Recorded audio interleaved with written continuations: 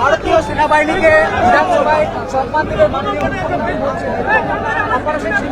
কালকে বিধানসভায় আমি বলবো, আমাকে যদি সাসপেন্ড না করে দেয় তাহলে বিধানসভায় বলবো, ওই দিনই বলবো।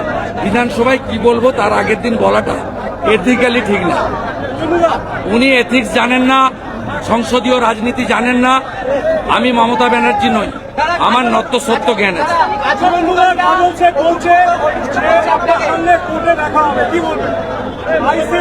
আমি ওয়েলকাম করছি। আমি কোর্টে গিয়ে বলবো এই মামলা সিবিআই কে ট্রান্সফার করা হোক এবং আইসির দুটো মোবাইল যেমন নিয়েছে, কাজলেরও দুটো তিনটে চারটে মোবাইল যেন নিয়ে নেয়। তাহলে আমার অভিযোগ সত্য কিনা নিরপেক্ষ তদন্তকারী সংস্থা এটা প্রমাণ করতে পারবে। আমি রেডি আছি।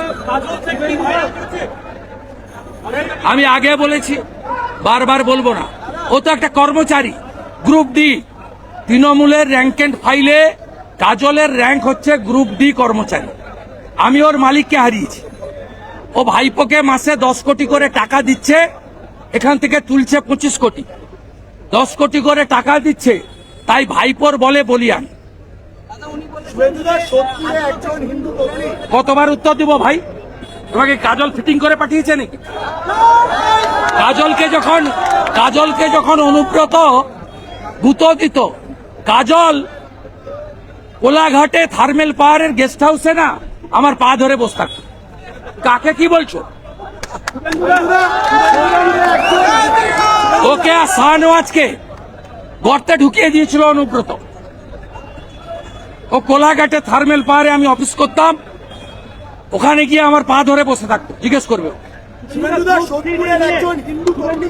তাকে ইভেন্টের কাজ করানোর নাম করে নিয়ে গিয়ে সোদপুরের এক হিন্দু তরুণী হাওড়ার ডোমজুড়ে তাকে নিয়ে গিয়ে অত্যাচার করা হয়েছে। যারা করলো সেই আরিয়ান খান এবং শিল্পা খান, তাদের সঙ্গে স্থানীয় তৃণমূল নেতা একেবারে লাভ জিহাদ, ল্যান্ড জিহাদ, ভোট জিহাদ আর রোহিঙ্গা মুসলমানদের অনুপ্রবেশ জিহাদ সবটাই মমতা ব্যানার্জি করছে। তাই ভারত বিরোধী আন্দোলনে কাকদ্বীপের লোককে দেখা যায় তৃণমূল নেতার সঙ্গে। এটার সঙ্গে একটু অ্যাড করবো, এই শ্বেতা এবং আরিয়ান বিদেশে পালানোর চেষ্টা করছিল। সন্দেহ করা হচ্ছে সেখানে স্থানীয় তৃণমূল নেতৃত্ব তাদেরকে সেফ প্যাসেজ করে দিচ্ছিল। স্থানীয় তৃণমূল নেতারা তাদেরকে সেফ প্যাসেজ করে দিচ্ছিল বিদেশে পালানোর জন্য। তৃণমূল দলটাই জামাত, হেফাজত, ভারত বিরোধী জঙ্গিদের মদতদাতা, আশ্রয়দাতা রাজনৈতিক দল।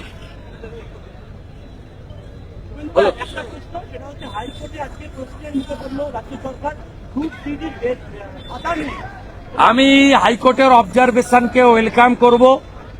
তারা খুব লফুল অবজারভেশন দিয়েছে, কিন্তু ফাইনাল জাজমেন্ট আসার পরে মন্তব্য করব। কিন্তু পশ্চিমবঙ্গে আপনারা জানেন, সিঙ্গেল বেঞ্চের অর্ডার যাই হোক না কেন, এটাকে রাজ্য সরকার ট্যাক্সের কোটি কোটি টাকা খরচ করে ডিভিশন বেঞ্চ এবং সুপ্রিম কোর্ট পর্যন্ত নিয়ে যায়। তাই এর কনক্লুশন এক্ষুনি টানা ঠিক হবে না। তবে মাননীয় বিচারপতি যে মন্তব্য করেছেন এটা খুব লফুল এবং এটা প্রত্যেকটা মানুষই যারা ল অ্যাবাইড পিপল তারা ওয়েলকাম করবে। আমি রাজ্যের বিরোধী দলনেতা হিসেবে এই অবজারভেশনকে ওয়েলকাম করছি। হাইকোর্টের অবজারভেশন যে অর্ডার বের করার সঙ্গে সঙ্গে এত তাড়াতাড়ি ইমপ্লিমেন্টেশন কিভাবে হলো?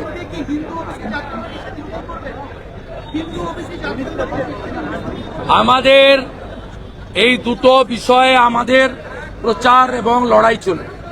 যতক্ষণ কেষ্ট জেলে না যায় নারী সম্মান যাত্রা চলবে। কারণ যে ভাষা তিনি প্রয়োগ করেছেন এ ভাষা ভুলে যাওয়ার নয়, 1 নম্বর। আর দ্বিতীয়, মমতা ব্যানার্জির ক্যাবিনেট যেভাবে হিন্দু ওবিসিদের শেষ করে দিয়েছে, মাইস্য, তিলি, তেলি, কুম্ভকার, স্বর্ণকার, মালাকার, ঘোষ, গোপ, নাপিত, কামার, কুমোর, আমাদের লড়াই চলবে এদের স্বার্থে। 180টা কমিউনিটিকে ওবিসি মর্যাদা দিয়েছে, 119টা মুসলমান। তার মধ্যে ওবিসি এ এবং ওবিসি ভাগ করেছেন।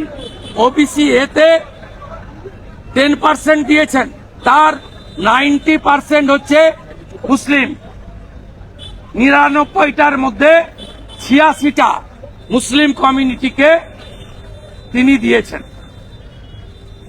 আমরা এর প্রতিবাদ করব। হিন্দু ওবিসি অধিকার যাত্রাও এর সঙ্গে সঙ্গে যুক্ত হবে। কবে থেকে শুরু করছে, কবে থেকে পথে নামা? আমাদের প্রত্যেক দিনই চলছে। সুমিত্রা, বাংলাদেশ থেকে আগত বাংলায় থাকাকালীন তারা অ্যান্টি ইন্ডিয়া পোস্ট করছে, এটা কেন হচ্ছে? মমতার জন্য।